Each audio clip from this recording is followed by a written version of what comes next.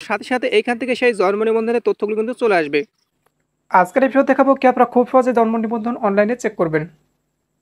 জন্ম নিবন্ধনটি অনলাইনে আছে কিনা তা কিন্তু আপনারা খুব সহজে চেক করার মাধ্যমে জানতে পারবেন।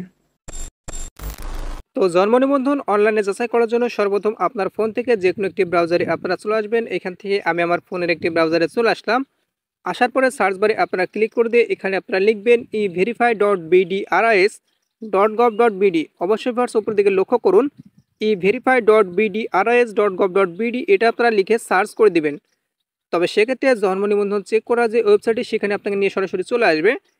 সাবস্ক্রাইব করুন আমাদের চ্যানেলটি, পাশের বেল আইকনটির উপর ক্লিক করে অল সিলেক্ট করে দিন পরবর্তী ভিডিওর নোটিফিকেশন সবার আগে পাওয়ার জন্য। তো এখান থেকে আপনারা নিচের দিকে একটু স্লাইড করে চলে আসবেন। তবে সেক্ষেত্রে ভিউয়ার্স আপনারা লক্ষ্য করবেন বার্থ রেজিস্ট্রেশন নাম্বার সেই অপশনটিতে ক্লিক করে দেবেন। ক্লিক করে দেওয়ার পর ভিউয়ার্স এইখান থেকে আপনি যে জন্ম নিবন্ধনটি চেক করতে আছেন অবশ্যই এখান থেকে সেই জন্ম নিবন্ধনের নাম্বারগুলো আপনারা লিখে দেবেন। আমি এখান থেকে আমার জন্ম নিবন্ধনের নাম্বারগুলো লিখে দিলাম। একইভাবে আপনারা লিখে দেওয়ার পর পরে যে অপশনটি দেখতে পাচ্ছেন ডেট অফ বার্থ সেই অপশনে আপনারা ক্লিক করে দেবেন। ক্লিক করে দেওয়ার পর ভিউয়ার্স এখান থেকে আপনারা যে কোনো একটা তারিখের উপর ক্লিক করে দেবেন। তারিখের উপর ক্লিক করে দেওয়ার পর এবার এখান থেকে লক্ষ্য করবেন ভুলভাল তারিখ এখান থেকে নিয়ে নেবে।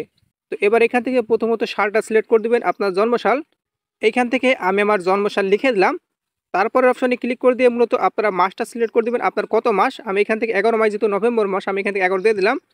তারপরে এখান থেকে আপনার তারিখটা লিখে দিবেন। তো এখান থেকে কেটে দিবেন, কেটে দিয়ে এখান থেকে আপনার তারিখটা লিখে দেবেন। আমি তারিখটা লিখে দিলাম। তো তারিখটা লিখে দেওয়ার পর ভিউয়ার্স এখান থেকে লক্ষ্য করবেন তারিখটা এখান থেকে অটোমেটিক নীল কালার, সেখানে আপনারা ক্লিক করে দেবেন। তবে সেক্ষেত্রে লক্ষ্য করবেন আপনার তারিখটা কিন্তু এখান থেকে দেওয়া হয়ে যাবে। এবার এখান থেকে পরের যে অপশনটি লক্ষ্য করুন, এখানে একটা ম্যাথ দেওয়া থাকবে, এখান থেকে যোগ অথবা বিয়োগ দেওয়া থাকতে পারে। তো আপনারা অবশ্যই দেখবেন। তো আমার এখান থেকে 5 + 47, তবে সেক্ষেত্রে এখান থেকে 52 হচ্ছে। তো আপনার যে অ্যান্সারটা হবে দ্য অ্যান্সার ইজ সেই অপশনে আপনারা ক্লিক করে দেবেন। তারপর ভিউয়ার্স এখান থেকে আমি 52 লিখে দিচ্ছি। লিখে দেওয়ার পর দেখতে পাচ্ছেন এখান থেকে সার্চ নামে যে অপশনটি সেখানে আপনারা ক্লিক করে দেবেন।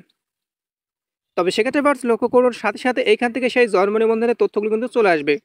এইখান থেকে নাম, পাশাপাশি গ্রামের নাম, উপজেলা, জেলা, মাতার নাম, পিতার নাম, এছাড়া এখান থেকে অন্যান্য তথ্যগুলো আপনারা খুব সহজে দেখতে পাবেন। যদি আপনাদের এই সকল তথ্যগুলো চলে আসে তবে সেক্ষেত্রে আপনারা বুঝে নেবেন আপনার জন্ম নিবন্ধনটি অনলাইনে আছে। আর যদি না আসে তবে সেক্ষেত্রে বুঝে নেবেন সেই জন্ম নিবন্ধনটি অনলাইনে নেই।